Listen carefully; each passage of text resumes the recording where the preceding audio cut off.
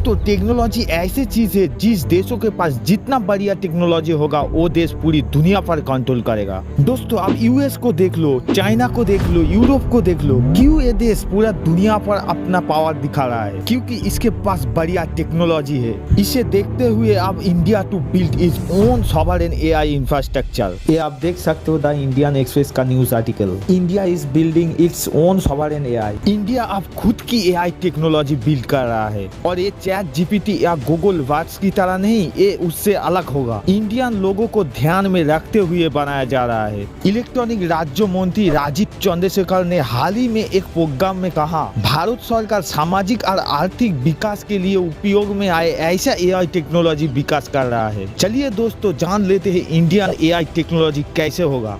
दोस्तों हमारी प्यारी भारत ने खुद को एक ऐसे देश के रूप में पेश किया है जिसने बड़ी पैमाने पर बड़ी से बड़ी प्रॉब्लम को सॉल्यूशन विकसित करने और डिस्ट्रीब्यूट करने के लिए टेक्नोलॉजी की इफेक्टिवली उपयोग किया है। उदाहरण के लिए भारत सरकार द्वारा जो बायोमेट्रिक आइडेंटिफिकेशन प्रोग्राम, आधार और पेमेंट सॉल्यूशन के लिए यूनिफाइड पेमेंट इंटरफेस यूपीआई जैसी टेक्नोलॉजी को इंडिया में इंट्रोड्यूस करके पूरी दुनिया को चौंका दिया है। अब India to build its own sovereign AI infrastructure और इसके लिए हम दो विकल्प ले सकते हैं। एक, भारत का एआई इकोसिस्टम हम लोग प्राइवेट कंपनियों को हाथ में छोड़ दे, जैसे गूगल, मेटा भारतीय स्टार्टअप और भारतीय कंपनियों द्वारा संचालित हो और हम लोग इससे खुश रहे। लेकिन हम लोगों के लिए ये पर्याप्त नहीं है। इलेक्ट्रिक राज्य मंत्री राजीव चंद्रशेखर ने हाल ही में एक प्रोग्राम में कहा कि भारत सरकार अपनी रणनीति विकसित करते समय अमेरिका और यूरोप देशों द्वारा अपनाई गई पहलू पर गौर करेंगे। भारत सरकार कुछ अलग करने चाहती है, एक ऐसा एआई सिस्टम जिसमें सरकार की पूरी जानकारी होगा।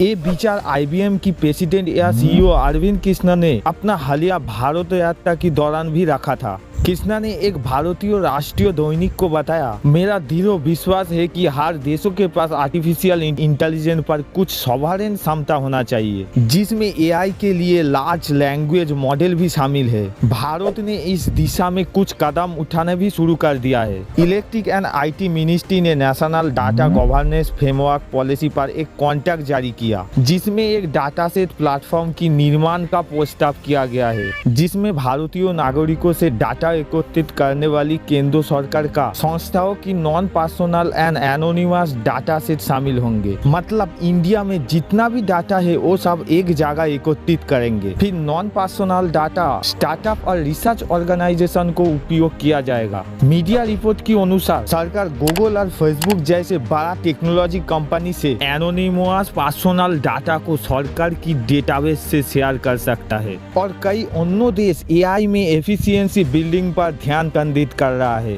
उदाहरण के लिए सिंगापुर ने हाल ही में अपनी एआई इकोसिस्टम को विकसित करने के लिए अपनी राष्ट्रीय एआई रणनीति लॉन्च किया है। दोस्तों आपको क्या लगता है, इंडिया को यूपीआई आधार की तरह खुद की एक एआई सिस्टम बनाना चाहिए या कंपनियों के ऊपर छोड़ देना चाहिए? कमेंट बॉक्स पर जरूर बोलना और ये वीडियो अच्छा लगा तो वीडियो को लाइक और सब्सक्राइब जरूर करना। चलिए मिलते हैं नेक्स्ट वीडियो पर, तब तक के लिए टाटा, जय हिंद।